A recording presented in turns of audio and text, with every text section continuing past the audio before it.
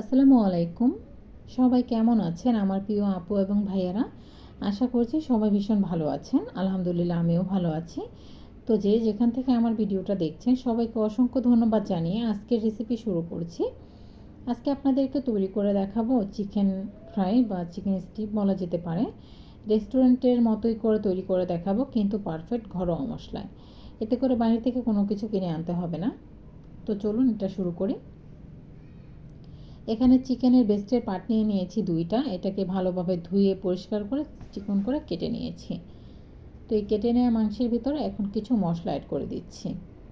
দিয়ে দিচ্ছি 1 টেবিল চামচ পরিমাণ টমেটো সস, 1 টেবিল চামচ পরিমাণে দিয়ে দিব সয়া সস, দিয়ে দিচ্ছি হাফ চা চামচ উঁচু করে লাল মরিচের গুঁড়া, ঝালটা আপনারা বুঝে অ্যাড করতে পারেন। দিয়ে দিচ্ছি স্বাদ অনুযায়ী লবণ, দিয়ে দিচ্ছি ফেটিয়ে নেওয়া একটি ডিম। এখানে আপনারা চাইলে বাটার মিল্ক ব্যবহার করতে পারেন। তো আমি আগে থেকেই বলেছি যে পারফেক্ট ঘরোয়া মশলা, এটাকে আমি তৈরি করে দেখাবো। উঁচু করে 1 চা চামচ দিয়ে দিয়েছি আদা রসুনের পেস্ট, কালো গোলমরিচের গুঁড়া দিয়ে দিয়েছি হাফ চা চামচ।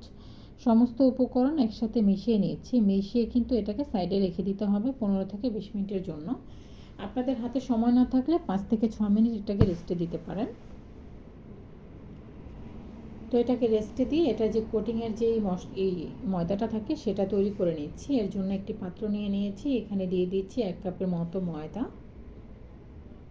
দিয়ে দিচ্ছি কালো গোলমরিচের গুঁড়ো হাফ চা চামচের একটু বেশি হবে, স্বাদ অনুযায়ী লবণ, দিয়ে দিচ্ছি এখন লাল মরিচের গুঁড়ো হাফ চা চামচ। সমস্ত উপকরণ একসাথে মিশিয়ে নিচ্ছি। তো আমি এখানে অরিগানো ব্যবহার করছি না, যেহেতু আমি সম্পূর্ণ ঘরোয়া মশলায় তৈরি করে দেখাচ্ছি। আপনারা রেস্টুরেন্টের স্বাদ পেতে চাইলে কিন্তু এখানে অরিগানোটা ব্যবহার করতে পারেন। তো রেস্টে দেওয়ার পর এটাকে এখন কোটিং করে নিচ্ছি। এই তো ময়দার মিশ্রণের ভিতরে দিয়ে এটাকে একটু নাড়িয়ে চাড়িয়ে নিলেই কিন্তু কোটিংটা হয়ে যাবে। এভাবে করে মানে একটু ঝাঁকিয়ে নিতে হবে। কোটিং করা হয়ে গেছে। তো এখন চুলায় একটি প্যান বসিয়ে দিচ্ছি। প্যান বসিয়ে দিয়ে এতে তেল দিয়ে দিচ্ছি। তেলটাকে ভালোভাবে গরম করা অবধি অপেক্ষা করতে হবে। তেলটা অতিরিক্ত গরম করা যাবে না, এতে করে কিন্তু আপনারা যদি চিকেন ফ্রাইগুলো এখানে দেন সাথে সাথে কিন্তু কালার চলে আসবে, কিন্তু চিকেনটা কিন্তু সেদ্ধ হবে না। সেটা বুঝে মিডিয়াম গরম হয়ে আসলেই কিন্তু এখানে চিকেনগুলো দিয়ে দিতে হবে। বেশ কিছুটা চিকেন আমি এখানে দিয়ে দিচ্ছি। এখন ভালোভাবে ভেজে নিতে হবে মাঝামাঝি আঁচে রেখে, কারণ আঁচটা যদি আপনারা বাড়িয়ে ভাজতে যান এটা কিন্তু কাঁচাই থেকে যাবে আর উপর থেকে পুড়ে যাবে।